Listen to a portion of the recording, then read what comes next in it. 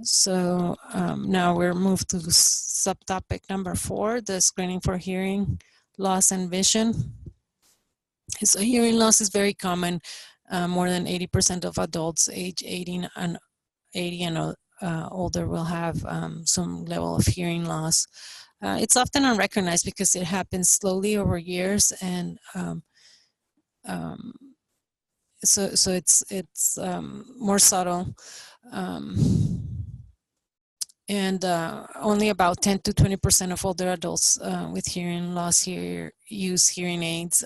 They can be quite expensive, and so not as easily accessible. Not all insurances cover them, and which is a pity, because you'll lose the finer detail of your hearing, and if you don't correct it, then you're going to miss out on hearing well. There's some reports about moderate to severe hearing loss as being associated with 4-time incidence of dementia. So as far as screening for hearing loss, the U.S. Preventive Task Force and the AFP, they have insufficient evidence to recommend screening.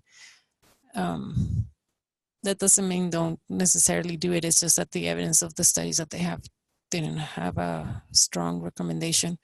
But it's not that hard to ask something as simple as, do you feel you have hearing loss? Sometimes it may be that family member that's like, they can't hear me, or they complain, they say that I mumble a lot, and those are some of the tests. And one of the things you can do is the whisper voice at 2 feet, and I'll explain that in the next slide. But audiometry is really the screening standard, but most of us don't have access to audiometry, so we may end up doing the whisper test. And so the way you do is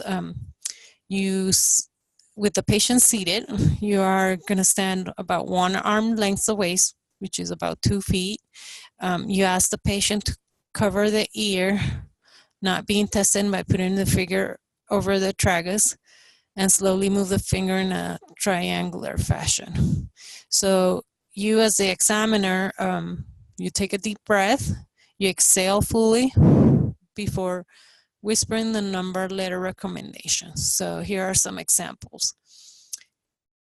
8, M, 3, and then the patient would repeat them.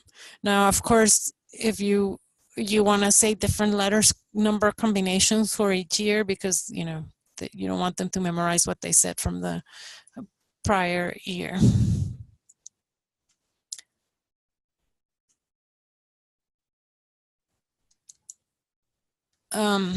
As far as vision, it's pretty common in older adults. Macular degeneration and cataracts and refractive errors, diabetic retinopathy are all common in older adults, and that's why they have vision problems.